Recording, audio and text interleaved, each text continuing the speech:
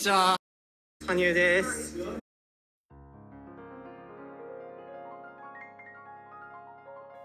こんにちは、羽生。フィギエモンです。今日は2024年12月31日です。今日のうちに動画をアップできるのかめちゃめちゃ心配なんですが、31日にアップされてたらブラボーと言っていただけたら嬉しいです。ところで皆さん、羽生結弦選手は2024年何回アイスショーに出演したかご存知ですか？数えていきましょオッケう。1、リプレイ佐賀公演1月12日14日。2、リプレイ横浜公演2月17日19日。3、ノッテステラータ3月8日9日10日。4、リプレイ宮城公演4月7日9日。5、ファンタジーオンアイス幕張公演5月31日6月1日2日。6、ファンタジーオンアイス愛知公演6月7日8日9日。7、能登地震チャリティー演技会9月15日。8、エコーズオブライフ埼玉公演12月7日9日11日。実際に生観戦できる機会が18回ありました。そのうちフィギエモンが観戦したのが10回。かなり堪能できたなっていうのが2024年振り返った時の感想です。今日は2021年フィギエモンがアイスショーにたくさん行った中で衝撃を受けたエピソードランキングをご紹介しようと思います。実際に体験したエピソードだからこそ唯一無二かなと思い、今年を1年ありがとうという気持ちを込めて動画を作ります。どうぞよろしくお願いします。エコーズ再現です。ー。オッケこんな感じでこのチャンネルでは現役プロアスリート羽生結弦選手の話題を毎回ご紹介しています。ー。何をしますか？羽生結弦選手を応援して今よりもっと幸せな毎日を楽しみたいっていう方はぜひチャンネル登録をしておいてくださいね。なんか入っちゃうっていう。チャンネル登録をするとライブ配信の予定、プレミア配信動画のお知らせ、そしてコミュニティの配信を受け取れるようになります。本当に？はい。このコミュニティではリアルタイムの情報を不定期に発信しています。はい。ライブ配信情報などを見逃さないためにも今のうちにチャンネル登録をしておいてくださいね。また2021年9月に始まったメンバーシップでは12月23日で39ヶ月目を迎えて、より濃度の濃い情報、メンバーにしか明かせない情報をメンバー限定で発信しています。皆さんもその楽しさが伝わってたら嬉しいです。メンバーシップの内容に興味のある方はメンバーになるボタンまたは説明欄のメンバーシップのリンクをクリックすると説明動画と特典が確認できますのでぜひ見てみてくださいね。オッケでは早速ランキングに移っていきますよ。2024年アイスショー生観戦で体験した衝撃のエピソード第5位はー。でれん。ノッテステラータアリーナ席で前の人の頭がかぶりまくるですいやー、いきなりね、すいませんちょっとね、これは私の中で今年かなり衝撃的な出来事でした。というのも私は今まで数々の観戦経験はありましたが、そこそこいい見晴らしで今まで観戦することができてたんですよね。でも2024年ノッテステラータ2日目は積水ハイムスーパーアリーナで初のアリーナ席が取れて、そこまで大きい会場じゃないから大きく羽生選手を見れるかな、そんな期待がめちゃめちゃありました。なのに席に着くとめちゃめちゃ椅子の幅が狭い、そして前の席の人の頭が視界にめちゃめちゃ入る、そんなことが最初に着席した瞬間から感じていました。そして公演が始まり出演者の紹介、そして羽生選手の最初の演目ノッテステラータの時は本当に絶望してほとんど覚えていません。とにかく視界の半分から下がほぼ前の人たちの頭で覆いかぶさっている状態。こういう風に見た経験がある人がたくさんいらっしゃるんだなっていう風に、そんな風に思いましたね。私の前の席の人は出演者紹介の後に背中を背もたれにつけてくださいって言ったので、その通りにしてくれました。でも斜め前の人はめちゃくちゃ前のめっていまして、もう遠すぎてね、トントンってすることもできません。蜂の巣のような頭がうろちょろ視界に入りながら観戦に終始なっていました。このことをね、ライブ配信で話したところ、1ヶ月後のリプレイの宮城公演で改善をしてくれていて、そこもものすごい感謝しました。1ヶ月足らずで改善するのはとても大変だったと思います。でもおかげでとても快適にアリーナ席で見ることができて本当に良かったなっていうのがフィギエモンのリアル衝撃エピソード第5位でした。 OK。 では次のランキングに行ってみよう。2024年アイスショー生観戦で体験した衝撃のエピソード第4位は、エコーズオブライフ埼玉公演2日目、真後ろの席にメンバーが座っていたです。エコーズオブライフ2日目、西ロングサイドの真ん中あたりの席に着こうとしたところ、フィギエモンさんって声をかけられました。そこに座ってたのはメンバーの方でした。ファンミーティングに参加してくれたこともあり、ロッテステラータでもお会いした何度も会ってるメンバーでした。あんまり知らない方はそんなことよくあるんじゃないのなんて思うかもしれません。でもエコーズ埼玉公演のキャパは14,000人です。その中で自分の席の真後ろになる確率ってどれぐらい？計算はしてませんが、ものすごい確率ですよね。今まで何度も隣が知ってる人だったりしてなんて思ったことはありましたが、一回も実はそれはありませんでした。14,000人の席の中でメンバーに会うっていうのはすごいことだな。それが今年実現しちゃったな。そんな驚きがあったので、衝撃のエピソード第4位にさせていただきました。皆さんは知り合いの方が、お隣の席もしくは前後の席になったことがありますか？ OK。 では続いていってみよう。2024年アイスショー生観戦で体験した衝撃のエピソード第3位は、ででん、リプレイ宮城公園の行きの電車にリュックを置き忘れるが帰りには無事手元に戻るです。うまく言えてないライブ配信をご視聴いただいた方は覚えている方がいらっしゃるかもしれません。フィギエモンは4月9日早朝在来線で降りるときにスーツケースとバッグがあることで、網棚に上げたリュックを下ろし忘れて電車を降りてしまいました。降りて1分ぐらいしてそのことに気づきます。今からは新幹線のホームに向かうっていうところだったんですが、もう青ざめてしょうがなかったです。中には応援グッズがたくさん入ってました。どうしたらリュックのある電車に追いつける？最初はね、そんなことを考えていましたが、平日の早朝は電車がたくさんあるし、混んでるしでどうしようもありません。仕方なく駅員さんを探します。どうしてもいないので、ボタンが置いてあったんで、駅員さんをピンポンピンポンって感じで呼びました。やってきた駅員さんに、電車にリュックを忘れてしまった。どうしたら追いつけますか？と切羽詰まって話します。でも駅員さんはここに電話してとメモを渡されました。これはね、忘れ物センターの電話番号でした。もうここでフィギエモンは絶望します。あの中にはいろいろ入ってて、フィギエモンプーさんも入ってました。ライブ配信するための道具は手元にあったけど、肝心のプーさんがいない。応援でプーさんを持とうと思ってたのに、リュックの中には私のために送ってくれたリプレイフラッグも入ってます。どうしよう。そんなこんなで考えてもしょうがないことに気づきます。新幹線にも乗るしかない。フィギエモンプーさん不在のまま意を決して新幹線に乗り込みます。新幹線の中で電話をかけられる時間になり、おそらく1番に電話をかけます。そこで出たのはおじいさんのような声の人でした。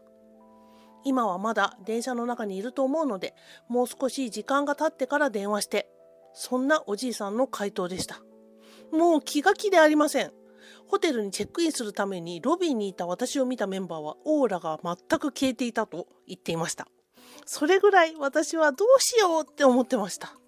電話を何度かする中で13時頃、また電話がつながりました。その時に出たのは若い女性。今までのおじいさんとは違う感じで、説明がちゃんと理解してもらえるかもしれない。そう思ってリュックの中にあるものを説明していきます。何が入ってますか？プーさんです。ぬいぐるみですか？はい、プーさんのぬいぐるみです。今まではおじいさんだったので、プーさんという言葉を出せないでいました。でも今話している若い女性だったら、プーさんと言っても伝わる。他に入っているものを説明してちょっと待たされました。そして数分後、おっしゃっているリュックがあったかもしれません。そう言われたんです。もうその時涙が出ていたかもしれません。本当に安堵して日本という国に住んでいることを本当に感謝した瞬間でした。海外ではなくなったバッグが出てくることはほとんどないと聞きます。でも日本ならと期待していましたが、その通り私の手元に戻ることができました。そんな波乱万丈のリプレイ宮城公演でしたが、公演は本当に素晴らしく、羽生選手が宮城の地でアイスショーをしている安堵感が最後のアンコールトークの時に感じられて大満足の公演でした。リプレイ宮城公演の素晴らしさとリュックを忘れた衝撃で、忘れられない日になった衝撃のエピソード第3位でした。 OK。 ではいよいよ第2位の発表です。2024年アイスショー生観戦で体験した衝撃のエピソード第2位は、バースデーバナーを振る私と羽生選手が目が合いうなずいてもらうです。これは、エコーズ埼玉公演最終日に最前列になった時のことです。羽生選手って最前列とかアリーナ席をあんまり見ないんですよね。だから最前列で見れるのはとっても嬉しいけど、最後の周回で目が合うとかないかなって思ってました。アイスショーを最前列で見る中で、すぐそこで世界で最も美しいジャンプを堪能したり、羽生選手から発せられる美しいスケートのリアルな音、そして衣装の素材、羽生選手の演技中の表情を堪能していました。そしてエコーズオブライフが終わり、お楽しみのトークタイムです。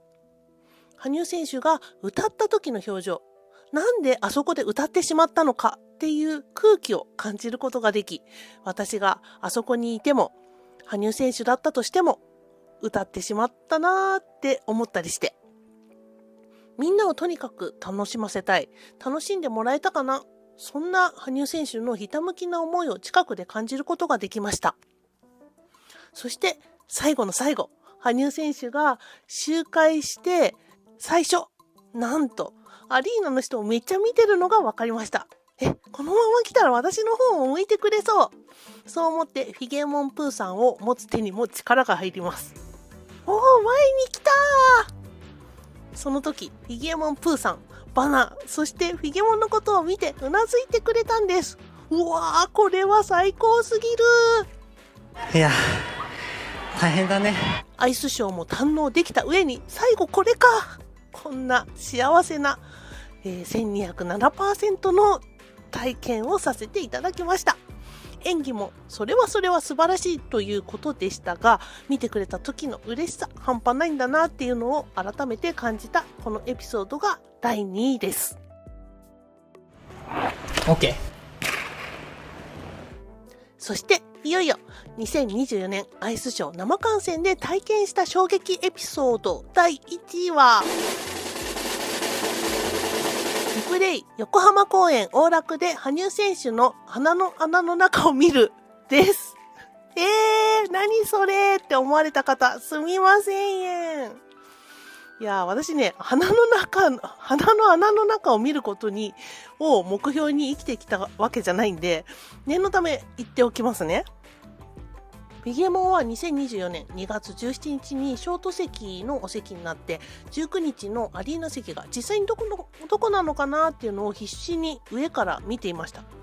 17日はショート席とはいえ SS 席だったんで、アリーナ席の数字まではよく見えなかったんですね。座席のところについてる数字って結構ちっちゃいじゃないですか。で、アイスショーのアリーナ席は仮設の席の場合もあって、固定席と違って実際に行ってみないと席が分かんないっていうことがよくあります。ピアアリーナ MM でアリーナ席になったことがなかったフィギエモンは必死に X でね、アリーナ席の写真を探します。でもね、詳細は実際には分からなくて、真ん中っぽいなっていうことだけは分かってました。そして2月19日当日、実際の席に行ってみると、本当にど真ん中の席で、お立ち台でえぐられていた席の中央の一番前の席だったんですね。そう、実際は5列目という表記でしたが、アリーナ席なのにある意味最前列でした。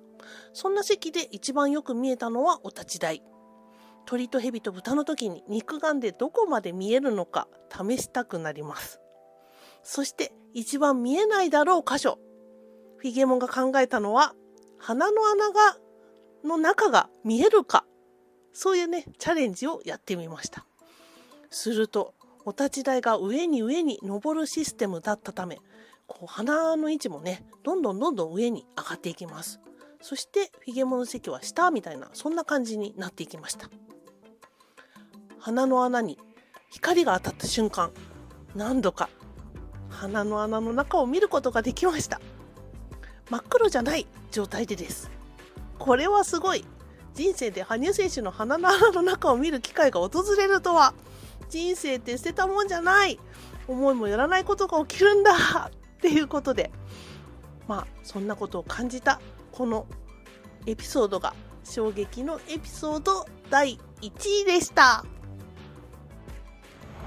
OK。 ということで、ここからはフィギエモン2024年ファンニューライフ。はい、こちら東京駅京葉線に向かう乗り場、いやまだ乗り場まではめちゃめちゃ遠いんですが、東京駅から最も歩くと言われている京葉線までの道をご紹介しようと思います。地方の方はね、こちら東京駅から行ったことない方もたくさんいらっしゃるかなと思いますので、ちょっとご紹介していきます。こちら歩く歩道でございます。東京駅のね、京葉線に向かうこの歩く歩道は、なんとこの向かう方は2車線あったりして、本当にすごいですよね。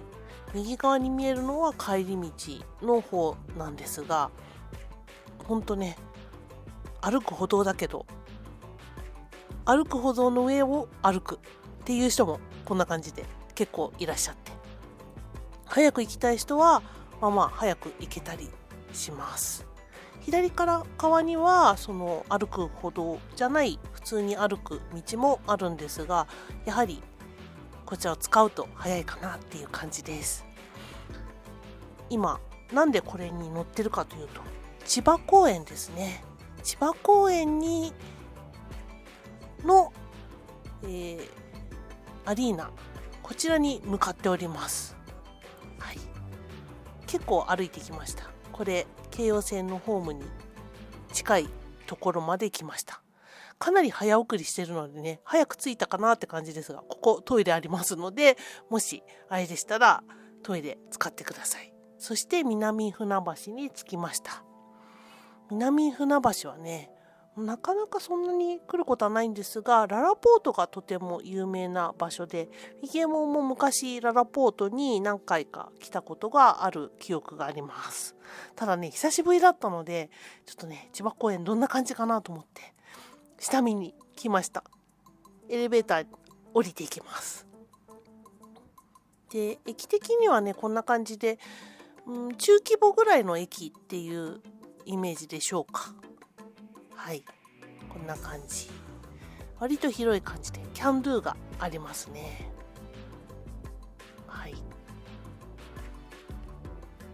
で、改札出ると右側にこのララアリーナとララポートという矢印が見えます。で、こちら方面に歩いていけば良さそうです。すごくわかりやすくて助かります。ここからはめちゃめちゃ早送りで行きます。はい、こんな感じでね、やっぱ千葉県ってね、埼玉県と違ってすごく広いっていうイメージですかね。道が広いみたいな、それがこちらにもこの道にも現れてるかなって思うんですが、すごいね。これモニターがあるね。こんな道見たことないと思いながら。結構、急いでる方もいらっしゃったりして。これ日曜日？いや、土曜日だったかな。土曜日の日なんですが、ちょっとね、ちらほら急いでる方もいらっしゃるという、さすが関東かなっていう。そしてね、これびっくりでしょ。また歩く歩道が出てきたんですよ。これを見ると、歩く歩道、関東ってめっちゃあるのって思うかもしれないんですけど、そんなにないです。埼玉県は歩く歩道ないかなっていう気がしますね。はい。で、矢印の看板が出てきたので、こちらに向かってララアリーナ見えますよね。こちらだそうです。なんか IKEA がね、めちゃめちゃ近いですね。行きたいなと思っちゃいましたね。実はフィギエモン IKEA、この IKEA 行ったことあるんですが、なかなか楽しいです。広い IKEA でございます。で、ララアリーナあっという間にね、早送りしてるからついちゃいましたけど、こんな会場です。はい、皆さん、こちらね、2024年に、新しくできた会場ということで、ね、すごい綺麗ですよね。行ったことある人も結構少ないかなっていう感じがします。私も初めて行きました。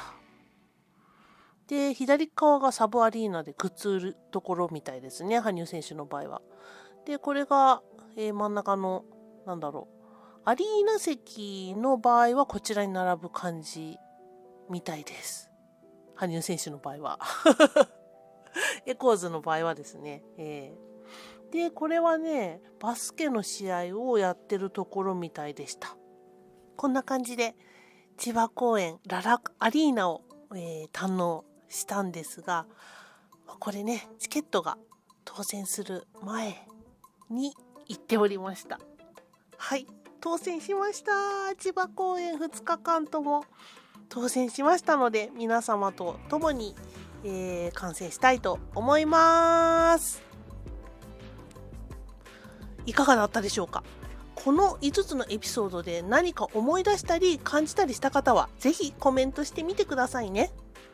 人生生きてれば本当にいろんなことがあります。嫌だと感じることも、素敵すぎると感じることも、実はね、どっちも思い返してみると良い思い出です。皆様の1年はどんな1年でしたか？そして2025年はどんな年にしたいですか？フィギエモンは2025年は2024年以上に皆様に楽しんでいただくコンテンツを作成していこうと思います。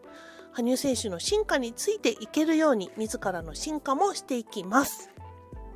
ということで、今年も本当にありがとうございました。来年もどうぞよろしくお願いします。ということで、フィギエモンでした。